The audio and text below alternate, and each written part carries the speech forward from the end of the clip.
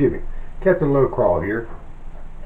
Today we're going to be talking about a couple of different little guns that I play with a little bit. One is going to be the Glock 17. Glock 17, this is the Glock 17 Gen 4 MLS. Okay, I did of course put the grip enhancement on it. I put some Talon grips on it to give me a little bit sturdier grip.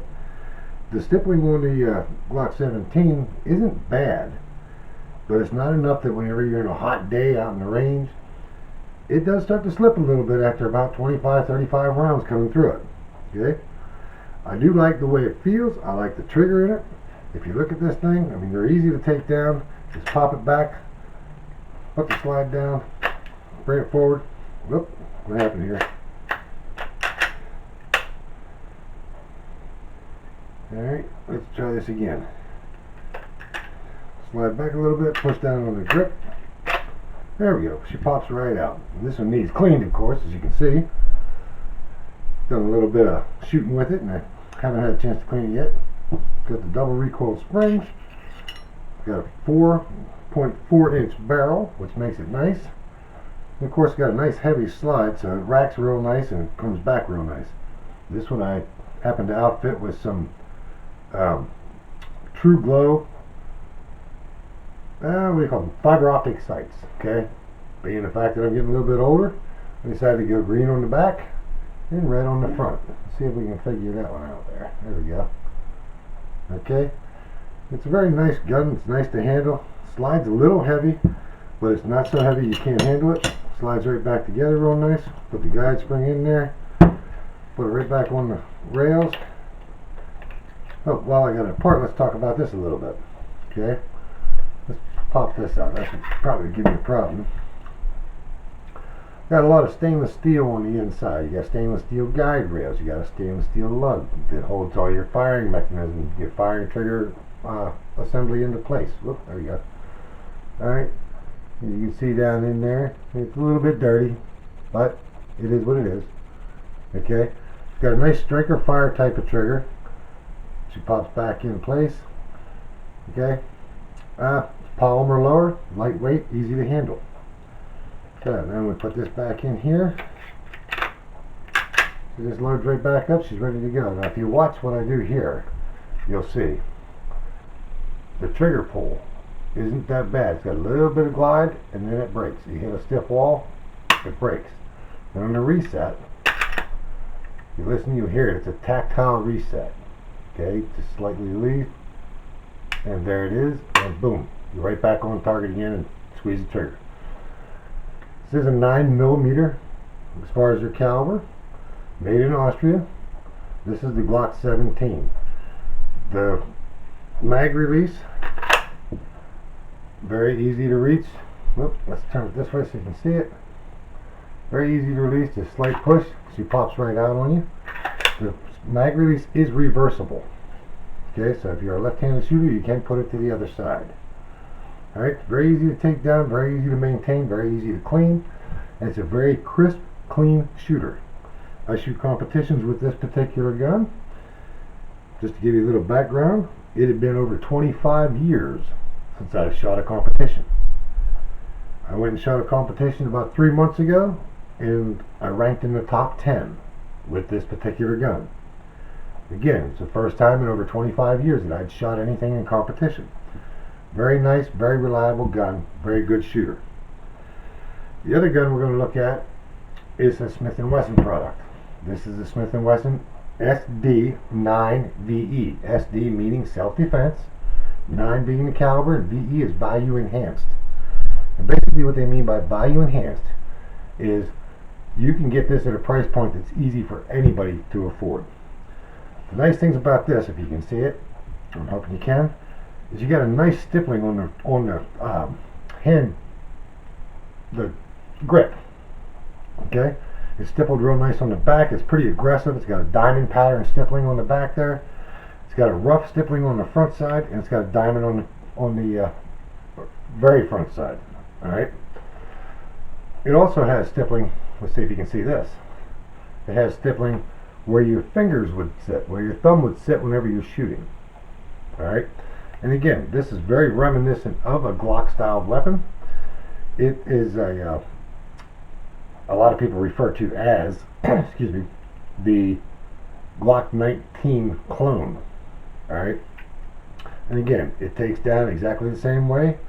Just squeeze the trigger, pull back, pull down the handle, slide goes forward, and it comes right off. And again, you got the guide rod that comes out, just like with the Glock. And of course the barrel is the same. Okay, this one is a stainless steel barrel with a brushed finish. Very nice. It's got pretty nice feed ramps on it. I need to clean it, of course, because I shot it here recently and haven't cleaned it yet. But you polish up the feed ramps and it feeds pretty reliably. Don't have any problems. Get a little bit of carbon off of there from where you're firing and stuff. It's got a nice polygonal rifling in the barrel. Let's see if you can see that. Ready? There you go. It's got a nice polygonal rifling, just like the Glock does. And again, this is pretty much everything very similar to the Glock. Okay, this has a stainless steel slide on it. It's got the ejector here. Whenever it's put together, which I'm going to do right here, I will show you. There are several features in this gun that some people prefer over the Glock or anybody else. And I don't know that I prefer them so much, but they are a nice feature to have. Okay. What did I do here?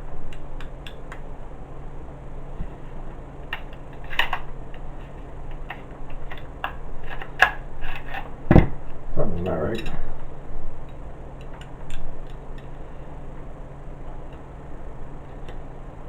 Okay.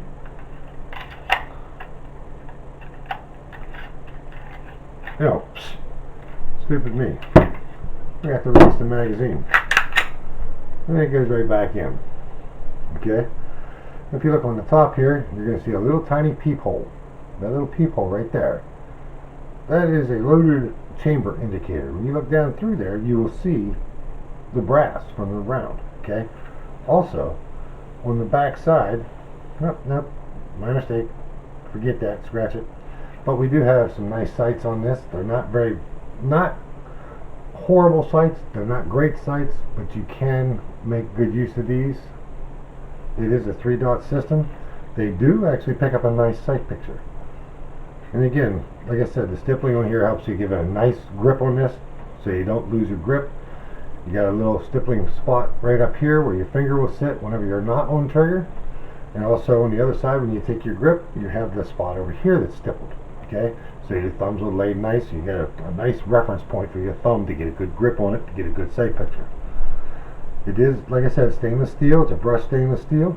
The nice thing about this one over the Glock, if you look at the serrations on the back as well as on the front, they're very aggressive. You can take it from the front and you can rack it. Okay, or you can take it from the back and you can rack it, which will be the same. Now the thing about this is, if you look at this trigger in comparison to the Glock, there's a lot. I mean, it's a different style of trigger. You see, you got a hinge here because you got to take up first, and there's a lot of travel on that trigger till you hit that wall, and then it finally will break. Okay, and even after it breaks, or even if you hit that wall, you got a little travel to break. And on the reset, it's not as aggressive or as tactile as what the Glock is. When you listen, you hear it. Did you see the amount of travel to that? And then you got to squeeze back again. See how much travel there is? And there it just broke. Okay? That's the nice thing about it. I mean, it's a very, when you compare apples to apples, this and the Glock 17 are in two totally different leagues. Alright? This is a self-defense weapon. What makes this nice is that trigger, the way it's set up, it actually has to go a certain distance before you even hit the wall, and once you hit the wall, you have to travel past it a little bit, which gives you that opportunity to change your mind about squeezing that trigger in a self-defense situation. As we all know, if you're in a self-defense situation, the last thing you want to do is shoot somebody. You just open yourself up to a lot of problems, a lot of questions, and a lot of legal paperwork. Okay? The best thing to do, get out of there. Do whatever you have to get out of the situation and not use a weapon. Alright? But like I said, again, this is for self-defense, good for home use. Good for keeping in the nightstand, which is what I do with it. I keep it in the nightstand. Somebody comes in the middle of the night, dog wakes me up barking, I'm grabbing the gun. Okay? I'm going to have something ready just in case the bad guy or whatever has a gun themselves. When you look at the price point on these, the Smith & Wesson, these normally come in right around the $300 range. Sometimes, $318, $320, somewhere in that neck of the woods. It does have, the magazine has a 16 round plus one in the chamber. 16 plus one, so 17 total that you can have. Okay? On the Glock, this little guy here, my favorite little toy. This is a 17 round magazine. You go 17 plus 1, so you have a total of 18. Now a lot of people sit there and say that that's not really a big deal. No, it's not a big deal. If you're a good shot and you hit your target, you don't really need 18 rounds. So this gun would be perfect for what you need. Okay? If you are going to be shooting nilly-willy and shooting into the air and not knowing what's behind you and not knowing your backstop and doing the things you shouldn't be doing, I don't recommend you have a gun to start with. But if you're trying to defend your home and you're not sure that you're going to be 100% comfortable with having 15 or 17 rounds, then you want this guy. He's got enough that you can throw enough down there that either the person's going to leave or you're going to hit him eventually. Don't recommend it. Don't advise people to do that, but it is always an option.